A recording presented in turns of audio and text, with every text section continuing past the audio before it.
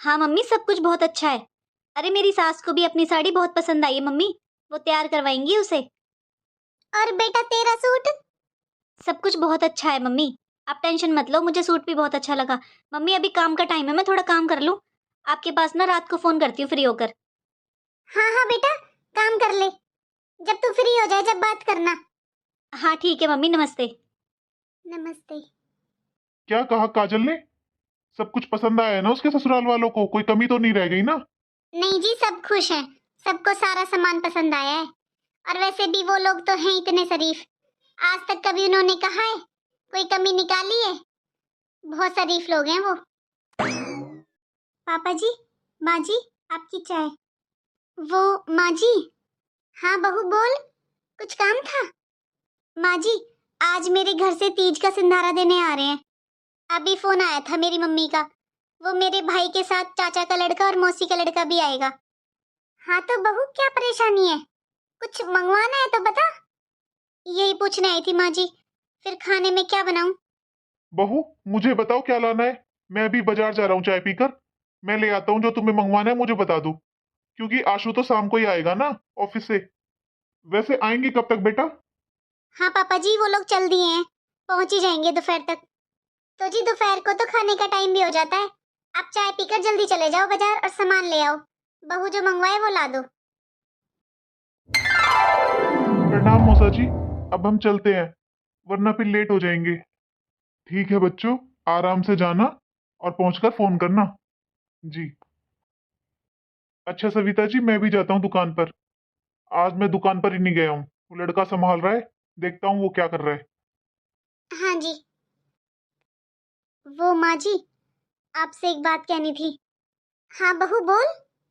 माँ जी, आप गुस्सा मत होना, पर आप तो जानते हो अभी मेरे भाई की नौकरी नहीं लगी है, और पापा की पेंशन से ही घर चलता है, उससे घर खर्चे पूरे नहीं हो पाते हैं।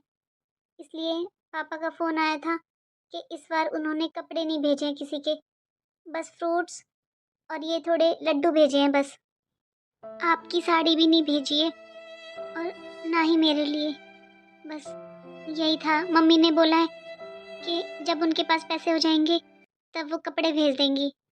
बहू, किसने कहा कि तीज के सिंधारे पर कपड़े भी आते हैं?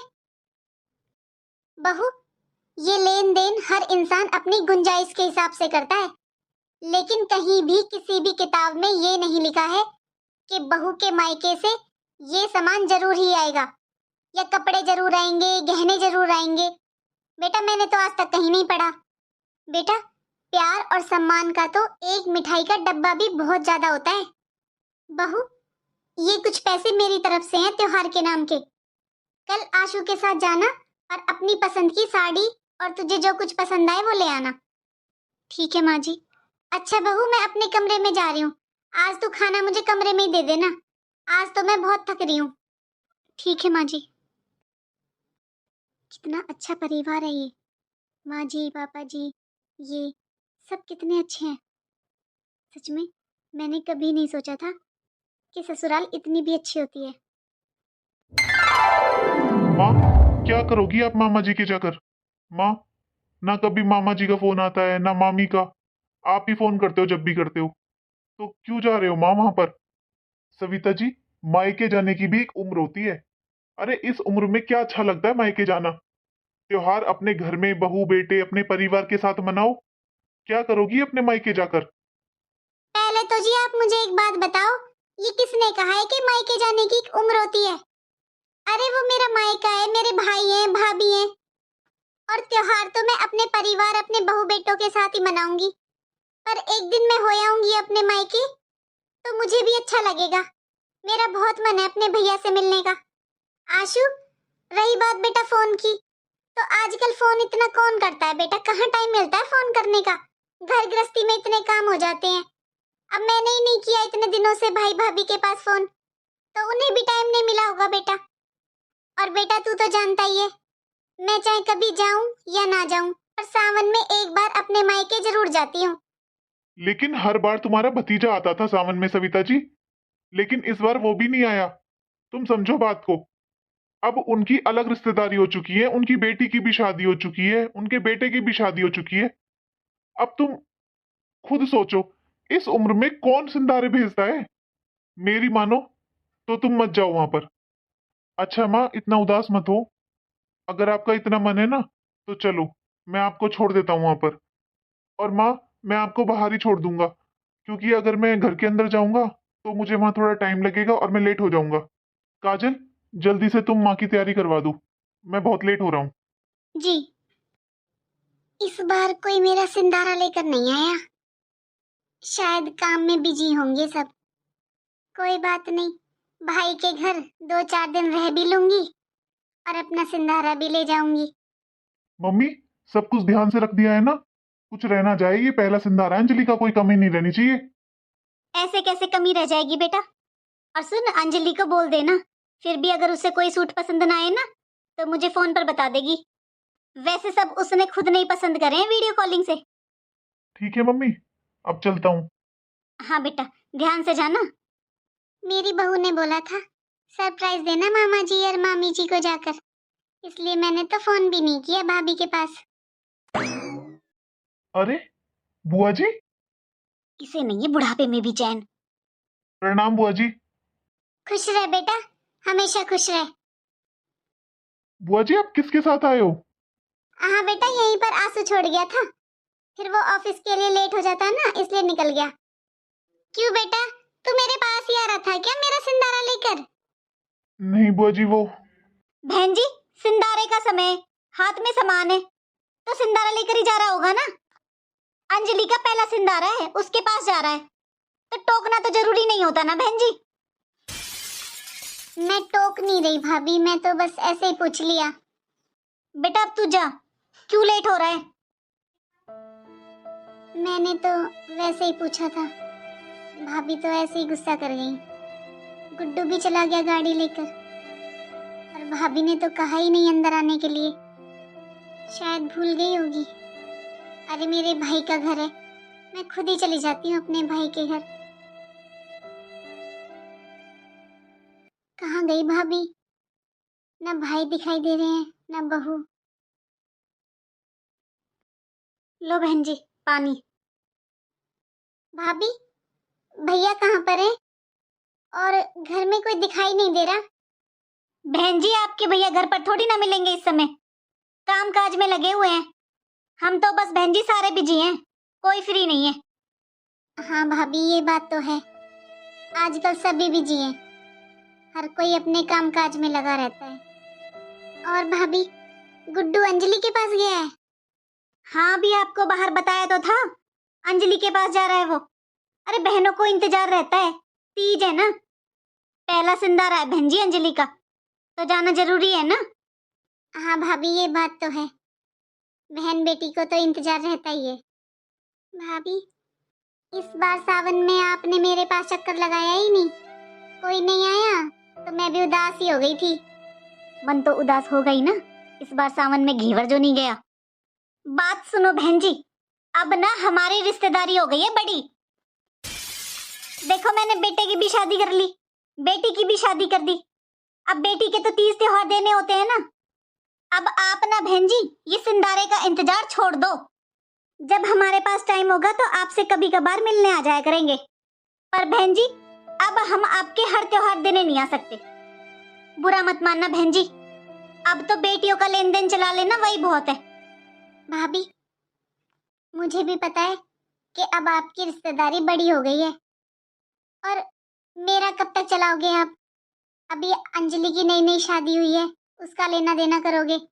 बुआ जी, प्रणाम बुआ जी। हमेशा खुश रहो। पायल, तुझे डॉक्टर ने बेड रेस्ट के लिए बोला है ना, क्यों झुक रही है तू? और तू आई किस लिए उठकर, क्या काम था तुझे? मम्मी जी, मुझे बुआ जी की आवाज सुनाई थी, बस इसीलिए इनसे मिलने आ गई। अच्छा चल, जा अपने कमरे में आराम कर। भाभी, सब ठीक है ना? बहू को बेड रेस्ट बताया डॉक्टर ने, कोई खुशखबरी है क्या? आप बैठो आराम से, मैं आपके लिए चाय बना कर लाती हूँ। मैंने तो यहाँ आकर गलती कर दी, यहाँ तो अब सब कुछ ही बदल गया। सभी ने मना किया था मुझसे, और इन्होंने तो ये भी कहा था कि मायके जाने की एक उम्र होती है, एक उम्र के बाद मायके नहीं जाना चाहिए, लेकिन मैंने नहीं मानी। आशु तो मुझे लेने कल ही आएगा। अब मैं यहाँ 1 मिनट भी नहीं रह सकती, पर बस जाती है ना यहाँ से, बस से ही चली जाती हूँ।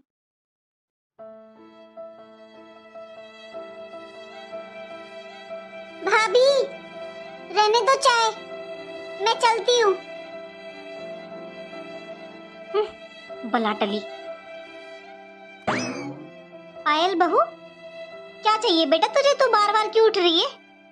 मम्मी जी, बुआ जी कहाँ पर हैं? दिखाई नहीं दे रही वो। गई वो अपने घर। लेकिन मम्मी जी, अभी तो आई थी बुआ जी, और उन्होंने तो चाय वगैरह भी नहीं पी। फिर इतनी जल्दी किस लिए? अरे बहू, तुझे क्या बताऊं, सिंदारा लेने आई थी बुढ़ापे में अपना। इस बार सावन में मैंने घेवर का डब्बा नहीं भेजा, बस वही लेने आई थी। कौन सा वो हम सबसे मिलने आई थी? अब बुरा माने तो माने। अब गुड्डू सामान लेकर जा रहा था अंजलि का, सामने से आ गई, टोक दिया। वही बुरा लगा होगा कि अंजलि के इतने भर भर के थैले जा रहे हैं। अरे ये सोचना चाहिए, इन पर तो बुढ़ापा है, पूरी जिंदगी लिया है। मेरी बेटी का पहला सिंदारा है। लेकिन मम्मी जी, बुआ जी भी तो इस घर की बेटी है ना। आखिर यहाँ भी तो उनका मायका ही है, उनके भाई भाभी का घर है, तो उन्हें भी तो इंतजार होगा ना अपने सावन में सिंधारे का। बहू, मायके आने की भी एक उम्र होती है, और ये तीज त्योहार है ना, उम्र के साथ ही अच्छे लगते हैं। बुढ़ापे में कौन सिंधारे भेजता है? और अब मैंने बेटी की शादी कर ली है, अपनी बेटी के तीज त्योहार चलाऊंगी, ना कि ना ननद के। मम्मी जी, इसका मतलब ये हुआ कि जब हमारी बेटी की शादी हो जाती है तो हमें ननद से रिश्ता नहीं रखना चाहिए, उनके तीज त्योहार नहीं चलाने चाहिए। हाँ बहू, यही सच बात है। अरे नई रिश्तेदारियों को देखे हम या पुरानी रिश्तेदारियों में जाते रहे। थैंक यू मम्मी जी, मुझे ये सब बताने के लिए। क्योंकि मम्मी जी, कल को जब मैं भी अपने बच्चों की शादी करूंगी ना, तो शादी के बाद मैं दीदी से सारे रिश्ते नाते तोड़ दूंगी, क्योंकि दीदी की रिश्तेदारी फिर पुरानी हो जाएगी ना। बहू, तेरी हिम्मत कैसे हुई मेरी बेटी के बारे में ऐसा बोलने की? मैं तो मम्मी जी जैसा आपसे देख रही हूँ वैसा ही करूंगी ना। आपने भी तो अंजलि दीदी की शादी हो गई है, इस वजह से बुआ जी से सारे रिश्ते नाते तोड़ दिए हैं। वो 2 मिनट भी आपके घर नहीं बैठ पाई आज। अगर माँ बाप के जाने के बाद ननद के साथ ऐसा ही होता है, तो मैं भी ऐसा ही करूंगी ना मम्मी जी, जैसा आपने किया है बुआ जी के साथ।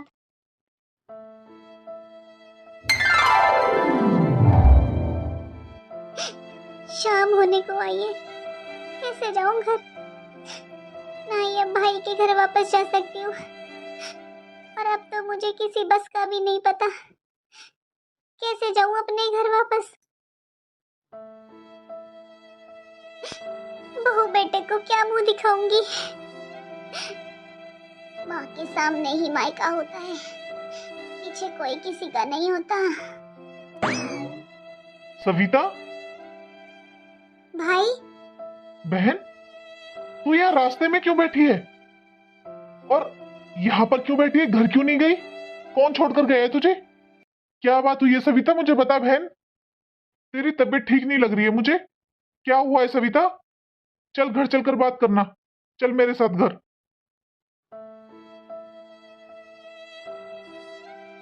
अरे बहन जी, आ गई आप? वो भाभी, मैं जा रही थी पर मुझे बस का पता नहीं चला। भैया आ रहे थे दुकान से घर वापस, तो भैया मुझे अपने साथ लेवा लाए।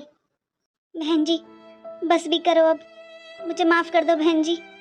मैंने आज आपके साथ अच्छा बर्ताव नहीं किया, मुझे अपने किए पर बहुत शर्मिंदा है बहन जी। और बहन सविता, मुझे तेरी भाभी ने फोन कर बताया था कि आज उसने तेरा किस तरह अपमान किया है। इसने मुझे फोन पर सारी बात बता दी थी, इसीलिए मैं जल्दी आ रहा था दुकान से। लेकिन मुझे नहीं पता था तू रास्ते में मिल जाएगी। मैं तो इसलिए जल्दी आ रहा था कि आज ही मैं तेरी भाभी के साथ तेरी ससुराल आता। मुझे सब पता था, लेकिन अगर रास्ते में ही तुझसे इस बारे में बात करता तो तू मेरे साथ घर नहीं आती, इसलिए मैंने वहां रास्ते में तुझे कुछ नहीं बताया। बहन, हो सके तो हमें माफ कर दे। सच में बहन जी, आपने आज तक, जब से माँ जी गई हैं तब से लेकर आज तक मुझे कभी भी परेशान नहीं किया, कभी अपने मुंह से कुछ नहीं मांगा, लेकिन फिर भी मैंने आपके साथ ऐसा बर्ताव किया। मुझे माफ़ कर दो बहन जी, पता नहीं मुझे क्या हो गया था बहन जी। भाभी, सच बताऊं ना तो आपके नंदोई जी ने तो मुझसे मना किया था कि मुझे अब इस उम्र में अपने मायके नहीं जाना चाहिए। आप भी जानते हो भाभी, मेरे घर में किसी चीज की कमी नहीं है, लेकिन ये सावन का महीना और ये तीज त्योहार मायके की याद दिला ही देते हैं, चाहे कितनी भी उम्र हो जाए। हाँ बहन जी, मैं समझ सकती हूँ आपके दुख को, क्योंकि आज मेरी आंखें मेरी बहू ने खोली हैं। आज मुझे उसने एहसास कराया है कि अगर हमारे बाद हमारी बेटी के साथ हमारी बहू ऐसा व्यवहार करेगी जैसा मैंने आपके साथ किया है, तो मेरी बेटी पर क्या बीतेगी। अरे बस करो अब तुम दोनों, बहुत हो गया। कोई बात नहीं, छोड़ो अब इस बात को। और हाँ बहन जी, अभी तक तो आप अंजलि की और गुड्डू की बुआ थी, अब आप गुड्डू के बच्चे की भी बड़ी बुआ बनने वाली हो।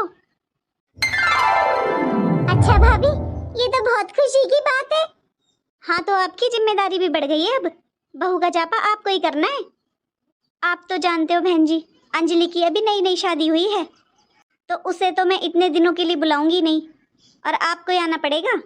वो तो बस हफ्ता 10 दिन के लिए आएगी, बाकी आपको ही करना है पूरा बहू का जापा। हाँ भाभी, जरूर, मैं जरूर आऊंगी। अच्छा बहन जी, अब आप बैठो, मैं खाने की तैयारी करती हूँ। वो बहू को थोड़ा बेड रेस्ट बताया हुआ है, इसलिए वो कम ही उठती है। वो आ जाएगी आपके पास थोड़ी देर में। मैं खाना बना लेती हूँ आपके लिए। हाँ ठीक है भाभी। हेलो दोस्तों, कैसी लगी आपको हमारी ये छोटी सी कहानी।